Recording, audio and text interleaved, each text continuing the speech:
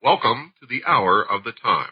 I'm William Cooper, and tonight we attend a lecture given by Phillip Marsh of the Pilot Connection. Okay, this sort of begins at the beginning. Well, this is a 1040 instruction booklet from 1986. Way back on page 48. They have something called the Privacy Act and Paperwork Reduction Act notice. It says several interesting things. First of all, right here in the bottom of the first paragraph, it says whether your response is voluntary, required to receive a benefit, or mandatory under the law. Why would the IRS, if they're so fierce as most people think, get within 6 miles of that word voluntary? The answer is the tax is voluntary, as you're going to see over the next few minutes. Over here it says, when you file, you must give us your Social Security number. Now,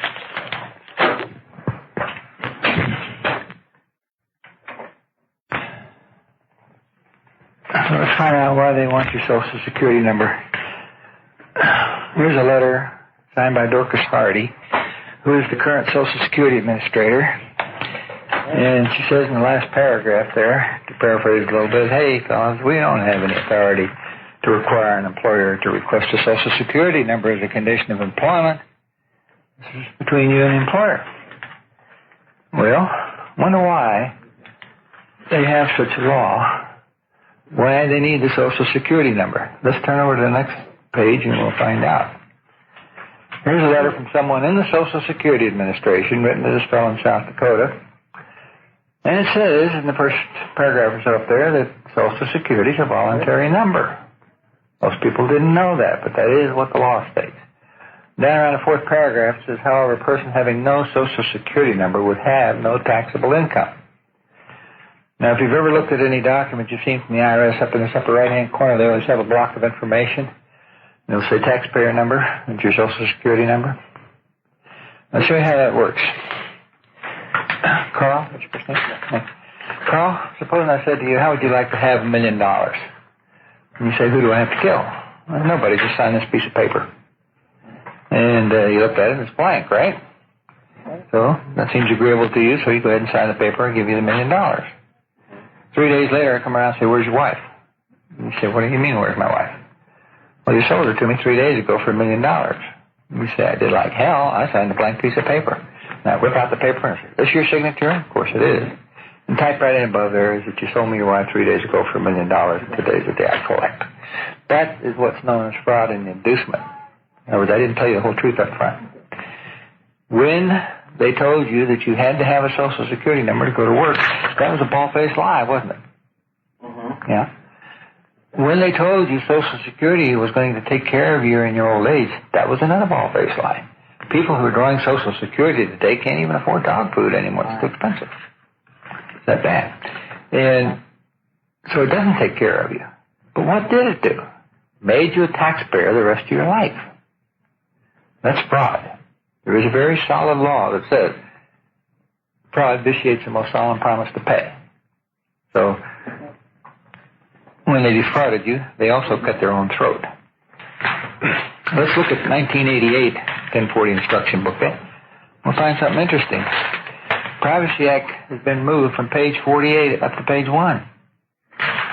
And in 1989, same story. I wonder why. The answer is that they've been caught with their hand in a cookie jar. And their only defense is, we told you it's voluntary.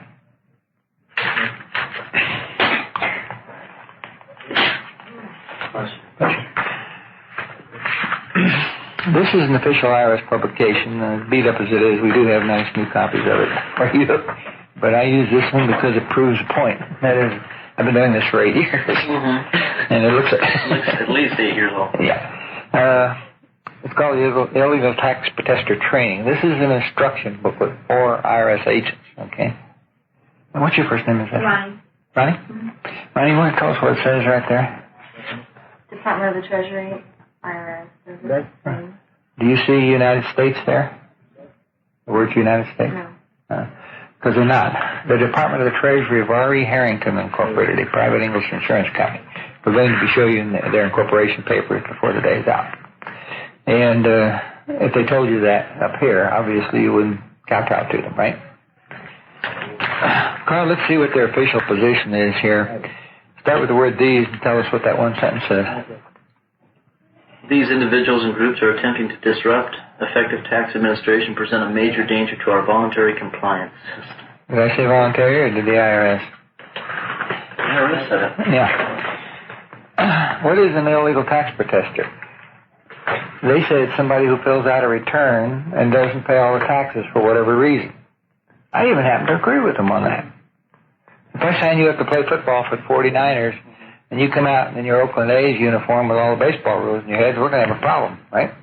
Yeah. All right, if you and I sit down and play Monopoly and you want to insist on playing by general rules, we're going to have a problem. So, yes, if you're going to file tax returns, play by the rules.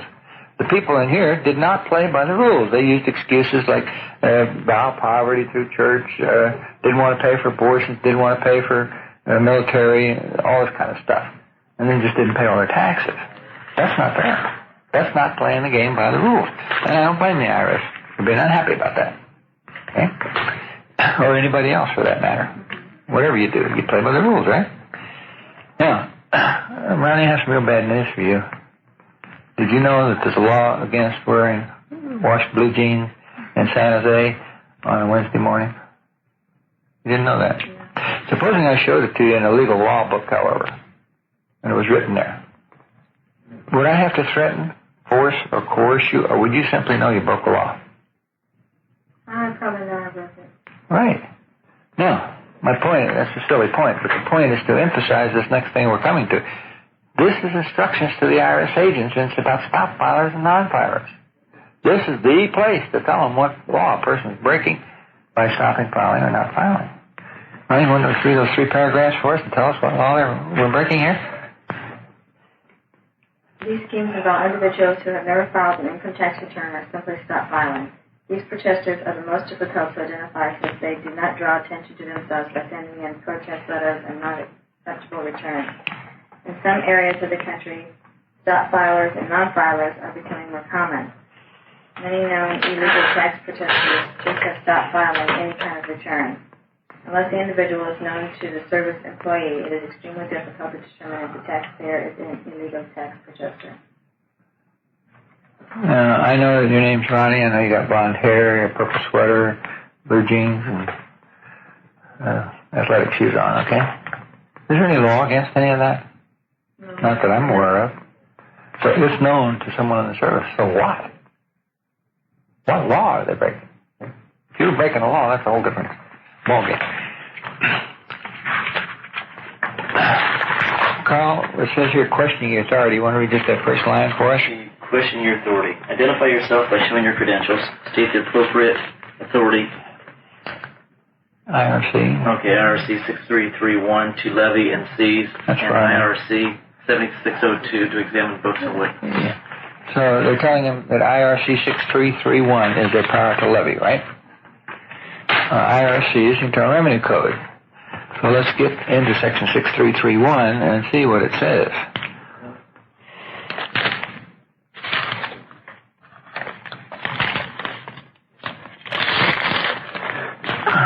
Ronnie, again, this is an 8-year-old book, but the new ones say exactly the same thing.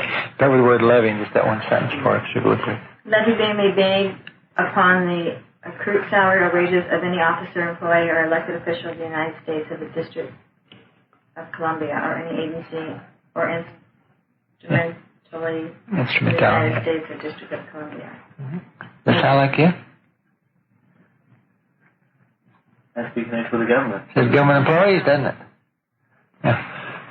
Now, there's a little bit of history you need to know here before we get into the rest of this book.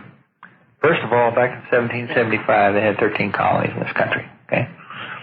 And these colonies banded together for the common defense and so forth.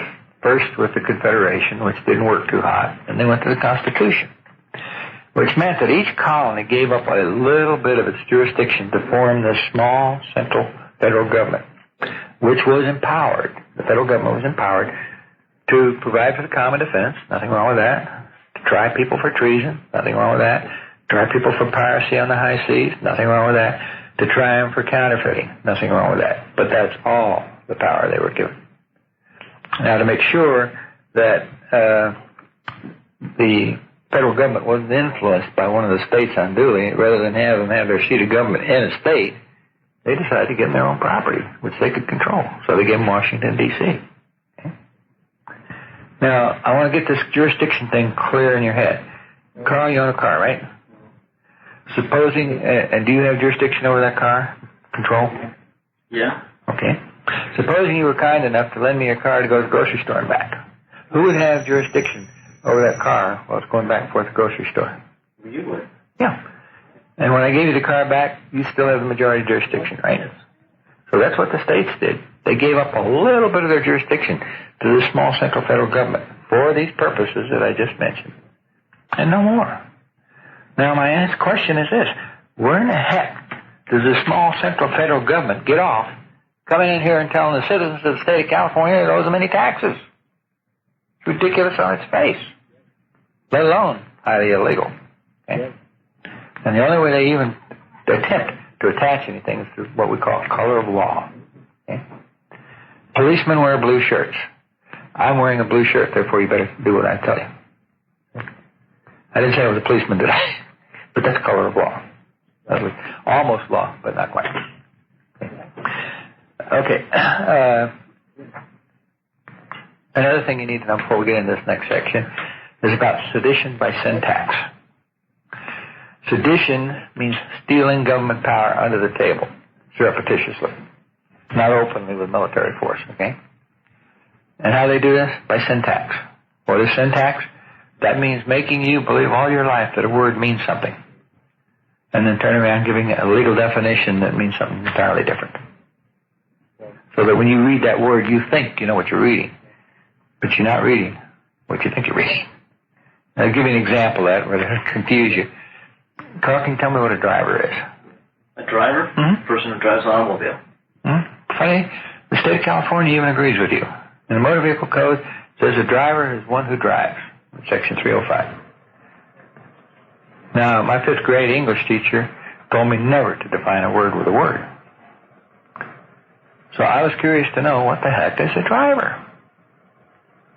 So I went to Black's Law Dictionary, which is the dictionary that the legal eagles use when they make up these definitions. And it says in there that a driver is one who operates a motor coach and a whole bunch of stuff, whether employed by himself or employed by the owner. Employed? Come on, that's commercial, isn't it? All right. Then, if you look at the Motor Vehicle Code carefully, you'll see it's constantly referring to the Uniform Commercial Code, the Business and Professional Codes, the Revenue and Taxation Codes, all of which are commercial in nature, totally. So I went to the Revenue and Taxation Codes, and in Section 9303, I found something very interesting. Operator includes somebody who hauls passengers or freight on the highway for hire. But 9303.3, operator excludes someone who hauls passengers on the freight or freight on the highway as long as it's not for hire. That's me. So I am not an operator. It also tells me in there that an operator has to pay 3% of his gross receipts. It also tells me an operator has to have a driver's license. I even agree with that one. But I'm not an operator, and I don't need a driver's license. That's a big argument I got with the state right now. All those court cases are all over that issue. Mm-hmm. And I'm winning it, believe it or not. So anyway, that's sedition by syntax. See how it operates.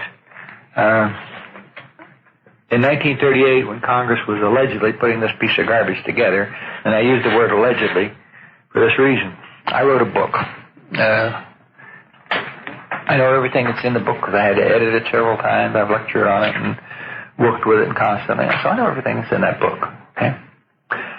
Call up your congressman today, senator or representative, and ask them what is contained in the Tax Reform Act of 1986, which they allegedly wrote. And you know what they'll tell you? We'll be happy to send you a copy. If that's all you get out of them, because they don't know what's in it. They don't understand it. The reason is they didn't write it. The IRS's attorneys wrote it. Congress just rubber stamped it. Highly illegal, to put it mildly. Okay? In 1938, when they allegedly wrote this piece of garbage, the entire debate was about taxing government employees. And I have a copy of those debates there in my file, but it's not necessary to dig into all that to find out, because they were kind enough to tell us right here what an employee is. You want to tell us at 3401C? Employee. For purpose of this chapter, the term employee includes an officer, employee, or elected official of the United States, a state or political subdivision thereof, or the District of Columbia, or any agency or instrumentality of any one or more of the foregoing. The term employee also includes an officer of a corporation. Okay. First of all, you all your life you probably thought you were an employee or had employees, whatever. Not true. An employee, by definition here, somebody who works for the government, isn't it? It goes on to say state, doesn't it?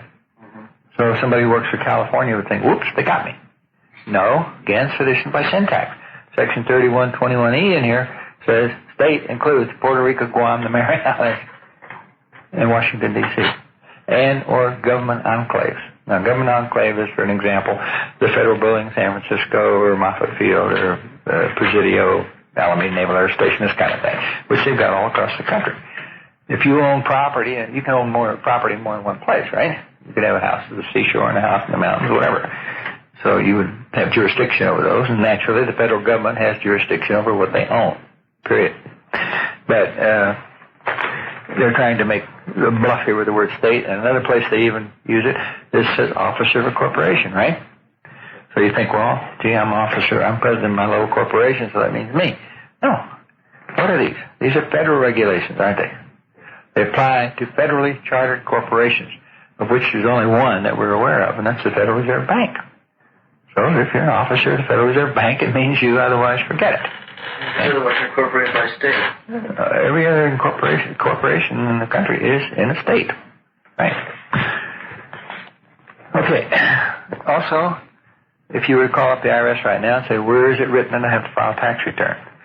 They're going to quote you Section 6012. Just read the general rule there, those first two lines. Every individual having a taxable unit. No. General rule. Returns. Okay. Returns with respect to income taxes under subtitle A shall be made by the following. Okay. Does it say income tax returns? It said returns with respect to income taxes, didn't it? Why the strange wording? Supposing you're a high-powered government employee, and I'm the government, and I'm paying you a big fat salary, and I want to return with respect to income taxes. Now the wording makes a little sense, doesn't it? Because that's what it applies to, and nobody else. It goes on to say... I didn't understand that. It doesn't say income tax returns. It talks about returns with respect to income taxes. Okay? So if you're the government employee, and I'm the government, and I'm giving you a big fat salary, and I want to return with respect to income taxes, this wording makes a little bit of sense. Okay. It's not too clear, but it does make more sense. If it talked about income tax returns, then you could say, well, that's what I file, and so forth, right? But that's not what it's talking about. Everything the IRS has and does, as you will see, is almost, color of law, almost on, but not quite. It doesn't really apply to you anywhere, but they're using it to tell you that it does. That's just a bald-faced lie. It's fraud. Okay? And it goes on to say under subtitle A. Well, if you look up subtitle A, which is in the other book of code, it talks about income taxes. And the minute you see the title heading, you think, oh. But there's something about the IRS code. Every time that you pick up the book at any particular paragraph, it will refer you to somewhere else in the book. And by the time you finish, you will have read the whole book and be thoroughly and completely confused. Okay? But subtitle A, as you're reading down, it all of a sudden dumps you into subtitle E. Subtitle E covers people who deal in alcohol, firearm, and tobacco taxes. Those are the people that are required to file, because they're volunteering into a regulated enterprise. And so naturally, they're required to file a tax return. And it goes on to say, shall be made by the following. Now, a lot of people think shall means you've got to do it. United States Supreme Court and every other appellate court in this land has ruled, in over 61 case sites that I'm aware of, that the word shall, when used in any law or statute outside the Constitution, which of course this thing is, means means voluntary. Okay? So again, it's sedition by syntax, right? Otherwise it'd be must. There is one person who is required to file. Carl, you want to tell us who it is? The guy that's underlined there? A non-resident alien individual. Right. And I even agree with the IRS on that one.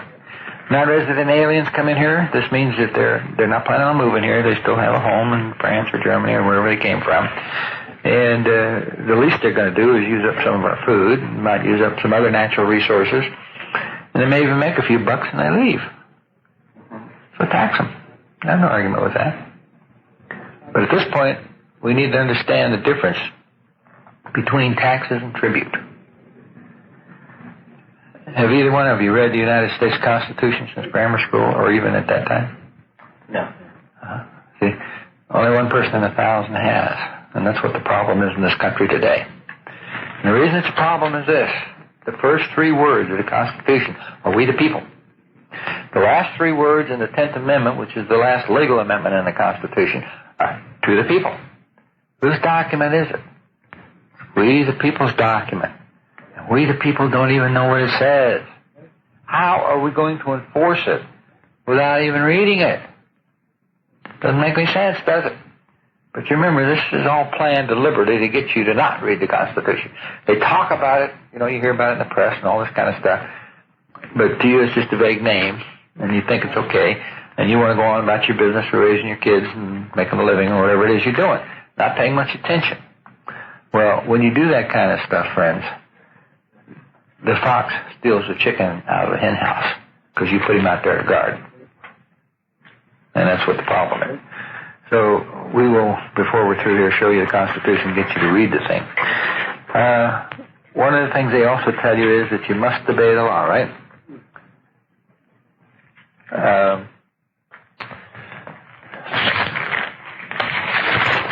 Anyone do the honors on this 7806B? Arrangement and classification. No interference, implication, or presumption of legislative construction shall be drawn or made by reason of the location or grouping of any particular section or provision or portion of this title. Nor shall any table of contents, table of gross references, or similar outline, analysis, or descriptive matter relating to the contents of this title be given any legal effect. That's fine. Did you clearly understand what you just read, right? No idea. Yeah, good. Because if you said you understood it, I couldn't do business with you. You have to be insane. There is a law that says when a law is vague, it's null and void for vagueness. But they're trying to hide something here. Did you see the words descriptive matter? Did you read? And go on and say it had no legal effect? Well, descriptive matter, according to the Black's Law Dictionary, is the entire book. Has no legal effect. It's true. It's administrative regulations applying only to government employees, and it's voluntary even for them. I have a worker here, not an employee, she's a worker. And I have administrative regulations. Mine are very simple. Come to work at 8 o'clock in the morning, get an hour for lunch, go home at 4. Okay? But she still has regulations that she has to follow. Okay?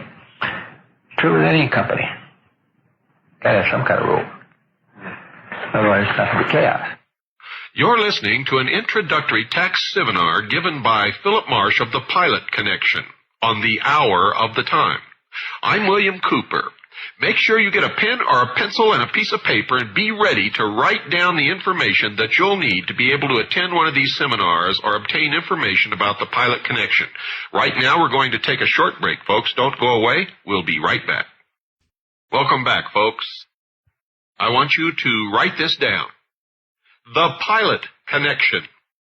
That is the Pilot Connection.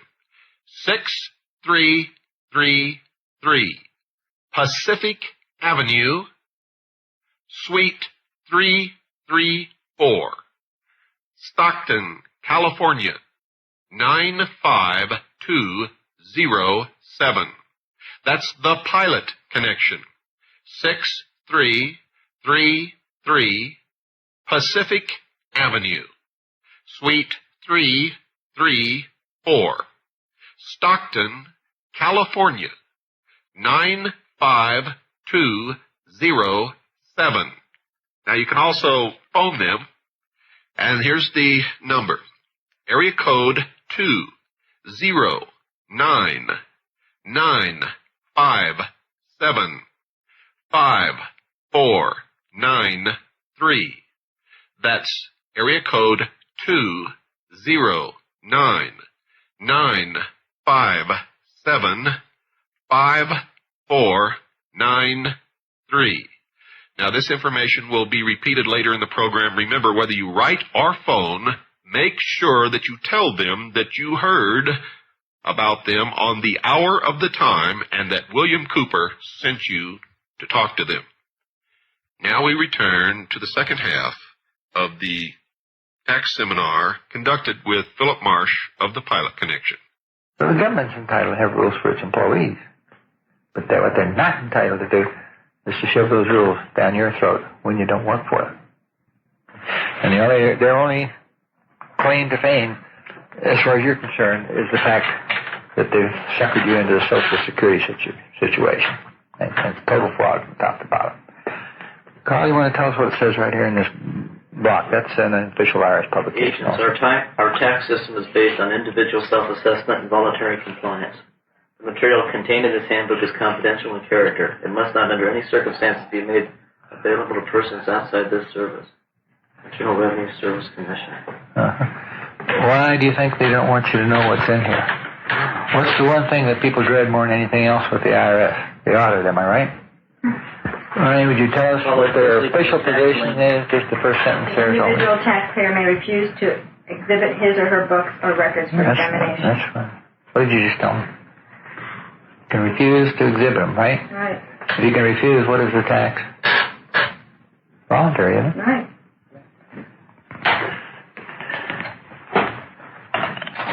Are you folks in business or self-employed? Yeah. Then you need to know about this also. This is the IRS's strategic plan. Mm-hmm. This is a 5-year plan. Have you ever heard that term before? Yeah, communism. Yeah, right. So isn't it nice to know that we're socialistic enough in this country now that we're entitled to a 5-year plan, see? This one started in May of 1984, so it was supposed to have been finished in May of last year. Mm-hmm. However, the